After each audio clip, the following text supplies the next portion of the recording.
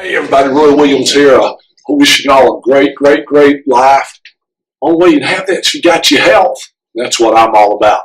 You know, people come to me from all over the United States and even from other countries just to ask what I think about certain disorders and certain things. I'm going to nail something to the wall today. I've been telling people for years and years, whatever you do, don't get involved with cholesterol-lowering drugs. They're called statins. I'm telling you, remember the definition of prescriptions: permission to poison. When it comes to cholesterol-lowering drugs, they are toxic. Let me just give you some of the possible side effects of taking cholesterol-lowering drugs. People come to me and they say, "Boy, I'm tired all the time. My legs are weak. I can't seem to get them to want to move. I hurt across my shoulders and down my back." I go, "How long have you been on a cholesterol drug?" And they go, "How'd you know I was on one?" I says, "You got the symptoms of muscle wasting disease." So remember, one thing that cholesterol drugs can do is they can destroy the muscle tissue in your body, making it impossible for you to get any stronger. You just become weaker and weaker. Now, I want to ask y'all a question. What is your heart?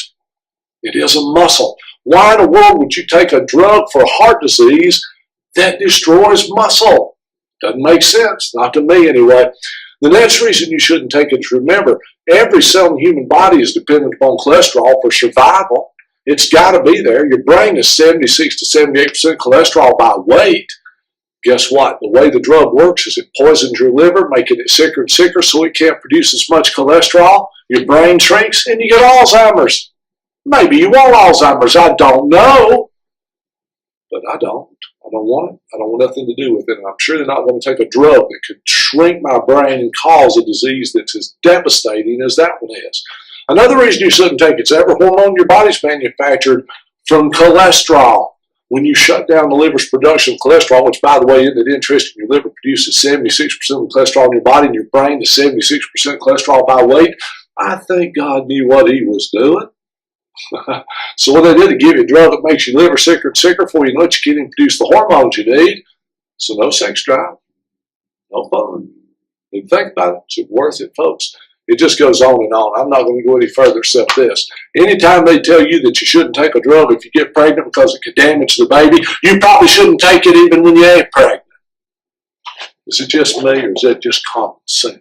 Let's talk about cholesterol another way. I want to give you some stats that will blow your mind. Remember, I always teach you that the truth will set you free. If you believe that, you better remember the opposite. That means those lies that you believe are holding you in bondage. And literally millions and millions of people around the world are held in bondage to this lie about cholesterol. Cholesterol is not the issue. Cholesterol is not why people are dying of heart disease. They got to get you to believe that, though, so they can keep selling their drugs. Listen to this. Cholesterol drugs are among the most prescribed drugs in the world. They sell more than almost any other drug that's ever been manufactured. And remember, man made them, not God. You got to remember that. When they first started putting people on cholesterol drugs, the cholesterol levels had to be 280 or above before they'd even consider it. But when they wasn't making enough sales off that, they simply lowered it to 240 and into 200 and into 180. And every time their sales aren't high enough, they lower it again so they put more people on the drug. It makes absolutely no sense, especially when you take it this way. Now, they're touting cholesterol drugs that tell everybody they're the most important drug maybe in the history of medicine. Well, it's going to tell you just how weak medicine is, if that's true, when I'm done with you today. Now, they've got to get everybody to believe that these drugs are so important to human health. Why? Because they will reduce your risk of heart disease, heart attack, stroke, aneurysms, those kinds of things, right?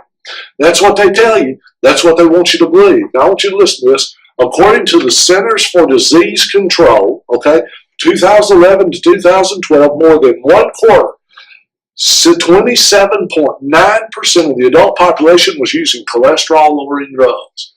Now, these drugs must be some mighty amazing things. They must be saving millions of lives across this country to be putting so many people on. Right? Well, let me give you a history, and then we'll come back to that number.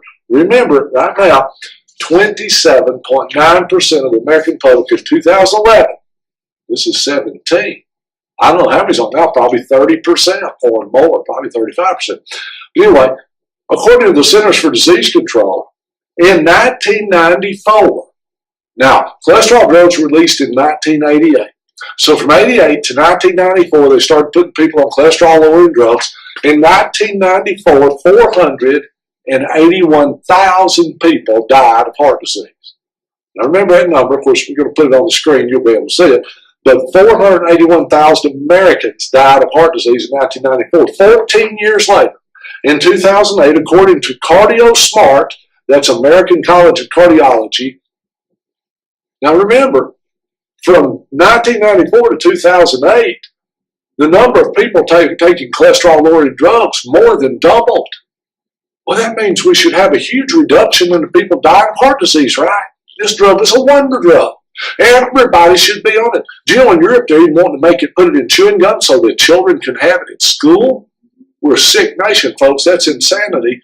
If I ever find out they put one of my children, grandchildren on cholesterol-lowering drug, there'll be a hell to pay for somebody. That is nuts. But listen to me. Instead of it being, remember, 481,000 in 1994, from 1994 to 2008, 616,000 people died. That's almost 150,000 more people. Now, wait a minute. Well, I thought cholesterol-lowering drugs reduced your risk of dying of heart disease. Maybe I'm wrong. Then listen to this. According to the American Heart Association, just 3 years later, in 2011, 3 years later, by the way, by 2011, what was it? 27.9% of the adult population in America was on a cholesterol-lowering drug. You know heart disease went down, right? No, from 2008 to 2011, it went from 616,000 to, listen to this, 778,000 Americans died. I just gave you the definition of failure. If you were running any business in the world and you got those kinds of numbers, you'd shut it down because it is a failure.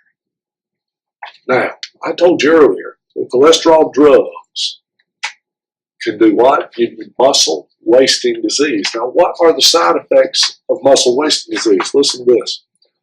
Lower LDL, because that's the one they want to get lower. LDL, that's the bad cholesterol. They want to drive that down. Was linked to 65% increase in mortality. Isn't that a wonderful drug? You can take it, and you're 65% more likely to die. Did I tell you this was the definition of failure? That's nothing. And lower triglycerides were associated with a 405% increased mortality. How do they get away with this? Because they tell you you need it, and you just accept it without knowing the truth.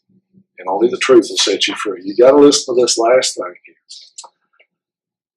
But in those patients whose LDL, bad cholesterol, and triglyceride levels were both lower than the threshold levels, the risk of dying from a heart attack rose to an astronomical 990% increased risk of dying.